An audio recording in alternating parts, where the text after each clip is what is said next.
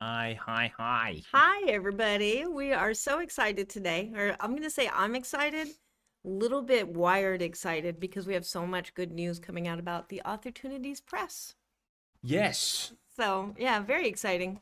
So, if you want to keep up on all the good things, well, first we've got press news from Opportunities Press, which presses presses and publishes Space and Time magazine. And two, we have a huge lineup of books and authors that we're getting ready to release on our Substack notes. That's where you can see that, or on the actual website. That's where they go first, which is authortunitiespress.com. And just finished reading all of the submissions for 151, 152, 153 in August.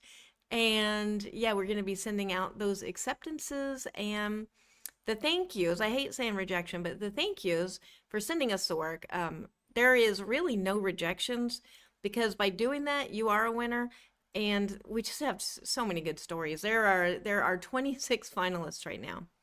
26 that we're still trying to figure out how do we weed down 8 out of 26. We want them all.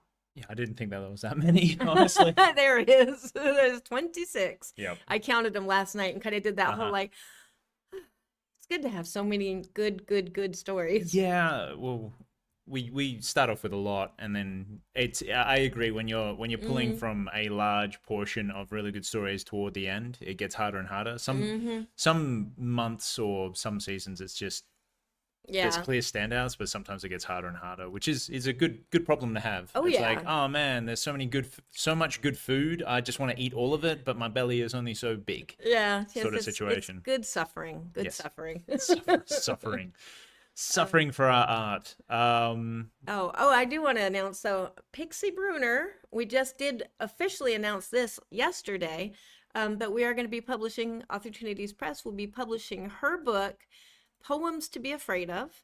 And that is available for pre-order right now. That is going to be a fantastic, especially if you like dark, funky, visceral, uh, even some body horror in there from in poetry, then this collection will be perfect for you. It is Poems to This Be one, yeah, Afraid of. Yep. yep. All right. And that is going to publish on July 22nd, I think.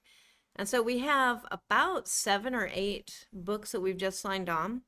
And we're going, as soon as we're scheduling those dates out, we're going to start releasing the press releases on Mhm. that. But I'm super excited. So, congratulations to Pixie because this is a stellar work of dark speculative poetry. Yeah, yeah, and the website looks really good. You were Yeah. working on this, was it last night or the night Mm-hmm. before? Yeah. Yeah. I think. And Yeah, constantly. constantly working on it. Yeah, that's good. Looks Yeah. good though. I love how it's working out Uh-huh. though. So, All right, awesome. but yeah, congratulations, Pixie. And what have we got today for this issue of Space and Time?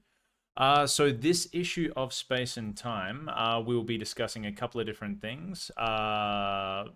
Well, I had it up, Yeah, I but know we've got then 2 poems and 2 stories to talk about. yeah. And the 2 stories, it's funny because they're written by 2 completely different people responding to the prompt, which was, I can't remember what the prompt was for that month. There's too many prompts going through my head, too Yep. many issues. I have so many issues, too many stories over here. But whatever the prompt was, they were going from that prompt. Um, and yeah, their stories are I was like still trying to remember what it was. I want to say light the beacons, but I think that was Are you wanting me to bring this. this up? Do you Yeah, remember what it does it based say on at the this? bottom of this? Oh, light Like the beacons. you gotta hit me and say I need to see the magazine start. I'm like I was like, oh, she's remembering it. Is it anywhere? Yes, it's at the bottom of Yeah, yeah, the light the issue. beacons. Yeah, so they were both responding to the light the beacons prompt, Yeah. which of course was using the star card as the cover. And that is to celebrate eco spec, which is kind of a activism where activism meets ecological activism meets speculative fiction and poetry. That's where eco spec comes in. So that's what that cover is kind of celebrating. So, but yeah, anyways, where I was going with that when I couldn't Yes. remember what the theme was, all the authors and the poets, they have the theme, but they have nothing else. And so it's amazing to me to see how these connect up Yeah. so uniquely and so individually, but also they fit together. So I love the themes now. Yeah. Yeah. And yeah, for like just based on the two stories that we have today, which is Pony and the Ego Auditorium, the two short stories that we were discussing today, it's based loosely on the theme of like light the beacons, but when I was reading through them, I was just super surprised at how similar they were in their internal reflection. So like reflecting internally about the past, uh, the inner child. Yeah. In the case of the pony, and it was just really interesting because yeah, like you said, you give somebody a prompt and they're not the same, but it is looking internally. It's very very similar in the vibe, Yeah. which was really cool.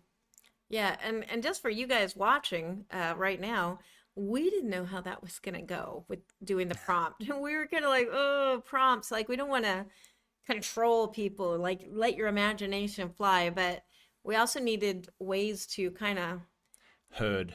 herd. Yeah, herd is a good word. Herd in the basic direction. There's some sheep that are jumping off of cliffs and some that are climbing trees and doing some Yeah, weird stuff, but it's in the basic direction. So yeah. Yeah, bottom line, we just had too many submissions to handle. We were getting about 500 to 600 submissions each time. yeah, That is a lot of reading, people, and yeah, that yeah, was before we took Flash. yeah. So if anybody wonders why we made the little switch to do themed Mm. Flash, that's why. It's just to manage it. All right. So, in regards to Pony by AJ Mhm. Parker, what was your thought Oh, on the story? I love that little kid, and I want to set that little kid free.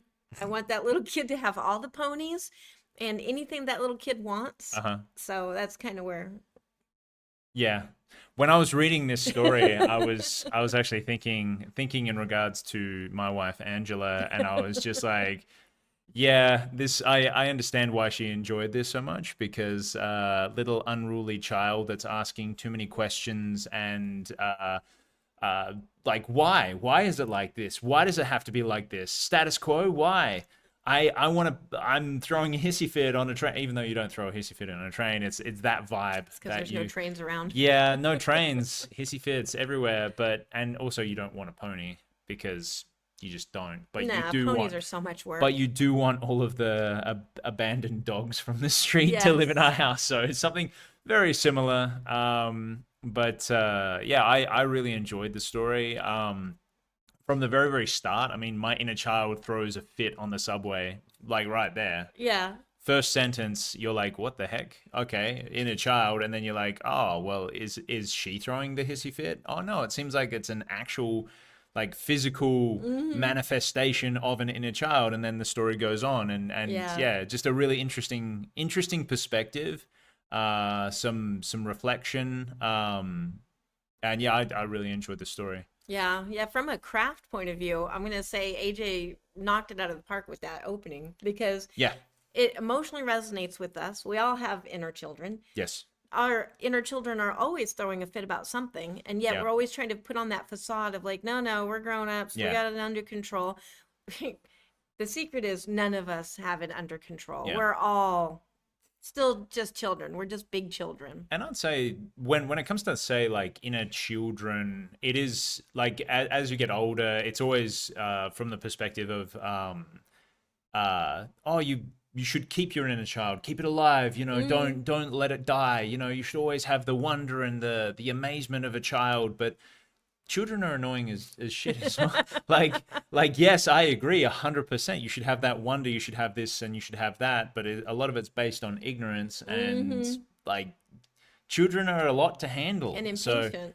and impatient and just impulsive and all of these different things. So like it gave an interesting perspective on that as well. Because Yeah. blanket statement, oh yeah, I love this person because their inner child, they've still got their inner child and they still act with that wonder and this and that. It's like, yeah, impulsive people like give in to their inner children Yeah. a lot, and they can be a little bit annoying. But yeah, it was an interesting kind of Yeah. holding the mirror up to that sort of scenario. So I enjoyed it.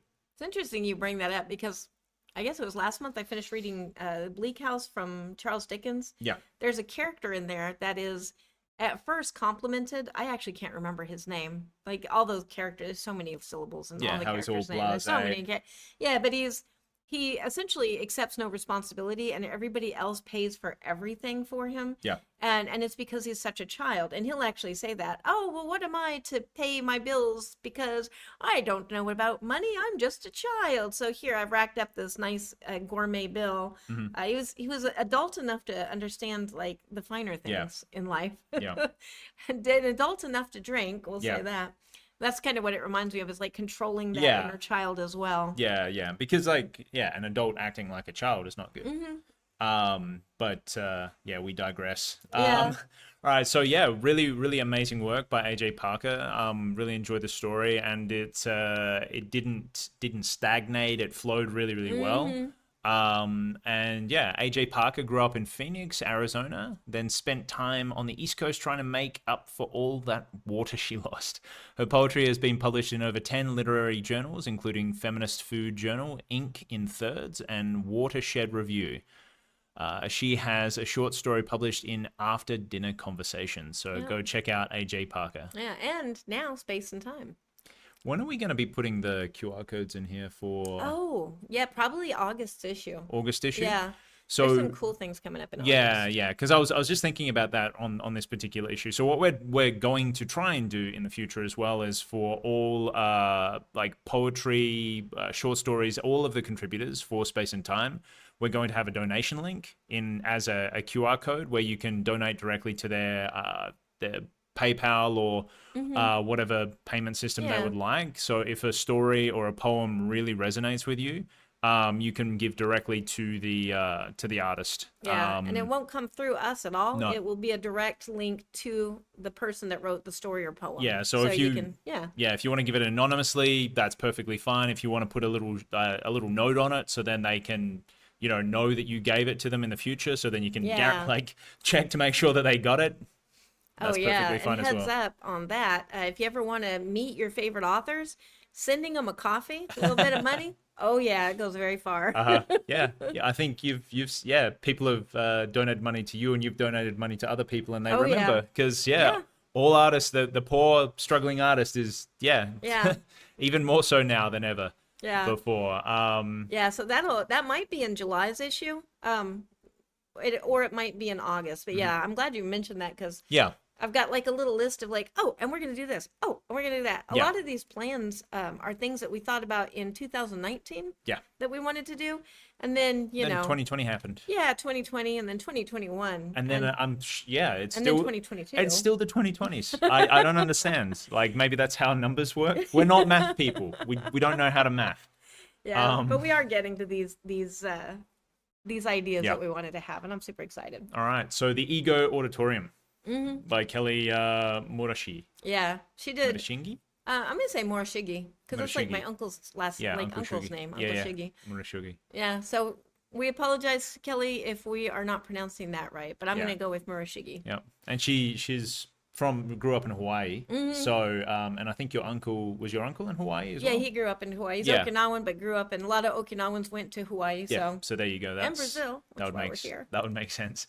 All right, so your initial thoughts on this story? I love how Kelly painted the entire experience of this. We don't want to give away spoilers, but you kind of come into this and you are in the midst of this incredibly rich experience, very vivid, and it paints over your own experience. Like, so almost like you are taking yourself and holding it up to the light, and then she's watercoloring you so you can see how beautiful you are. Yeah.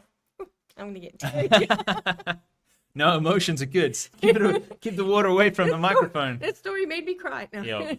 Remember, water on the microphone. Bad. Oh yeah. Had some issues with humidity lately and the microphone not working, so that's a thing. Yeah. For me, I was really surprised at the very, very start. Within a couple of sentences, I got somewhat entranced into placing my hand on my chest and focusing on my breathing and actually going through the physical steps that she was describing it. And then I was Yeah. like, oh, I hope Angela doesn't walk past and see me going, Oh, that's okay. She's gonna cry on yeah, the yeah, podcast gonna cry on the later. podcast later. But yeah, it was really, really interesting. Once again, kind of an internal reflection of I guess, yeah, like emotions, connecting with the past self or inner child, past traumas, and finding a way to move through that with just I would say joy, happiness, being Yeah. yourself, Yeah, love for yourself, love for acceptance. yourself, basic themes of it. So yeah, I got to say, like halfway through, I was like, oh, this is really, really interesting, a really interesting perspective, and a really interesting story. But then it turned on to a more negative and then positive note. So it was kind of it was leading up to that, and I'm like, oh, I don't know where it's gonna go, and then Yeah, she had her it did that. clever turn in there. Yeah, yeah, yeah. So, yeah. So very enjoyable. Yeah, I really love this story. So loved all of them, obviously, because they're all in there. But these are the two that we're focused on this week in loving. Yeah, and I wouldn't be surprised if Kelly plays an instrument with She the really knew her yeah, stuff. yeah, yeah. And if not, then you did a fantastic job Yeah. of describing it. Well, you do play instruments, so did Yeah. anything stand out to you? I play guitar and I play like a kalimba, which really isn't Oh, it still has like notes and stuff. it has notes and stuff, but it's like not like woodwinds and brass and all that sort of stuff. That's orchestral. Yeah. No, I was not in the orchestra. I'm Hey, sorry. I'm just gonna say full disclosure. I also have a kalimba. Back when I was like, I'm gonna learn to play an instrument, and they also are very nice decorative items. But do you have an ocarina of do time? not. I No, do you not. do not. I've given up on the fact that I will do music. And I've given up on the fact of trying to play the ocarina and have the dogs howl at me. All right, so you can read this. Yeah, born and raised in Hawaii, Kelly Murashige is the author of the award-winning young adult novels The Lost Souls of Benzaiten and The Yomagari Tunnel. I'm probably mispronouncing that, as well as the upcoming adult novel Milkyverse, which I actually want to read. Well, I want to read all of them, but I'm kind of excited by that title. Her work has been nominated for Best Small Fictions, though she can be shy. She loves obsessing over books, video games, and strange animals. See, I feel like that's our people. Yep. Books, video games, I'm just going to say games, and strange animals. I mean, honestly, if somebody said, what are your likes or what are your hobbies, what are your loves? That's a pretty solid like triplicate. Yeah, well, it could just be books, games, animals. Strange animals are more interesting though. Yeah. Because if you get like a boring Labrador or something like that, sure, it's going to give you love, but a Labrador that, I don't know, like does weird stuff is always better. Yeah. Strange animals, I mean, a lot of animals are strange. FYI, though, for any everyday Labradors out there, I will still take you and love Yeah, you. there you go. There you go. Alrighty, so a really interesting story. Highly recommend reading it. Yeah, fantastic. Okay, so we have the Let's talk about some poetry. some poetry. Your favorite thing. Yeah, we've got Deep Space by Dean Schreck. Love what he did there with the bottles.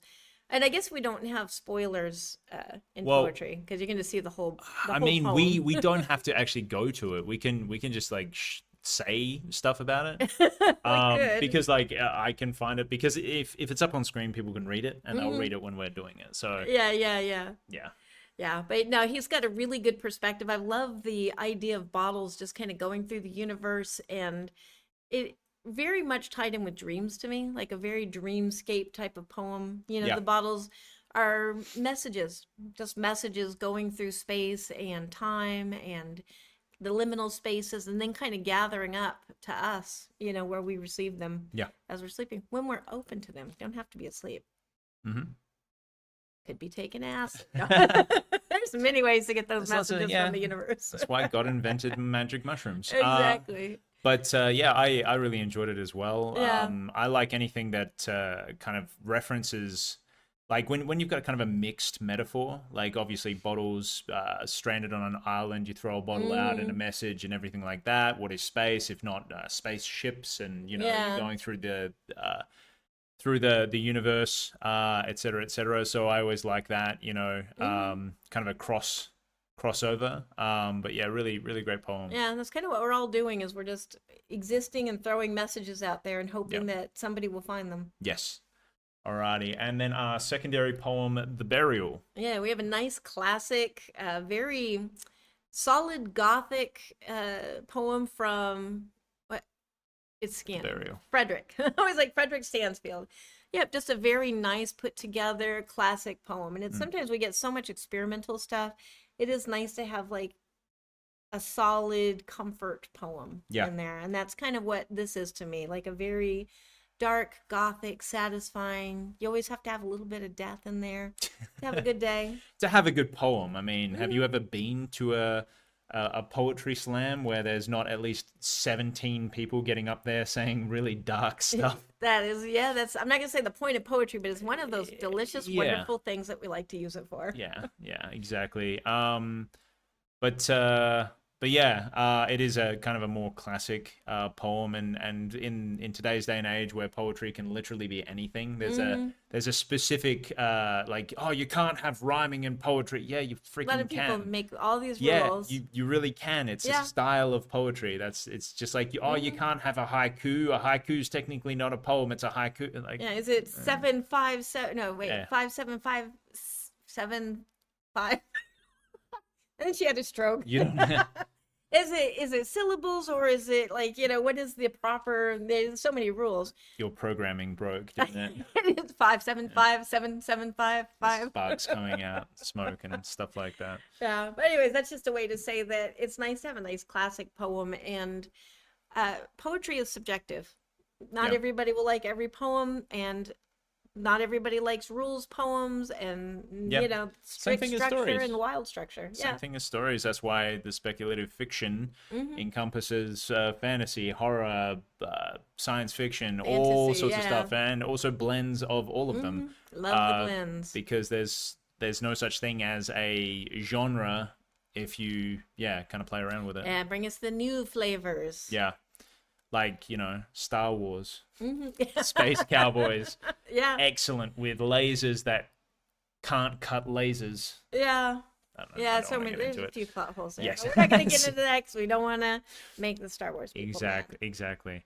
All right, so that is it for for this week. Thank you so much for everybody hanging out with us. Yeah. Go watch our Substack notes and authortunitiespress.com, where we will be releasing the books, releasing the news of the books. We'll be doing the press releases on the acceptances of the books that we're signing on. So I think we have about 5 to share this week, 5 or 6, as we move into this. Yeah, I'm really excited in the way that everything is going with this. I know. And also just keep on the lookout as well, because here in the next couple of months, there's going to be a bit of a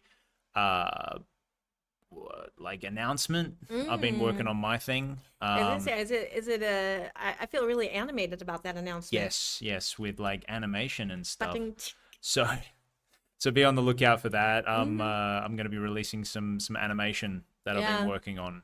So it should be pretty exciting. Starting up a new Substack and everything like that. But, still working on it right now. Yep. All those things are going to be showing up in those Substack notes. And we're kind of looking at September 3rd as like the day that right now it's open, but that's when we're like going to have a big party and drop everything and like, bam, just throw it on the floor. Yeah. And have Anyways, I'm gonna say too many things. I should shut up now. Yep. All right. Well, we love your faces, and we will see you next week. Bye, everybody. Bye.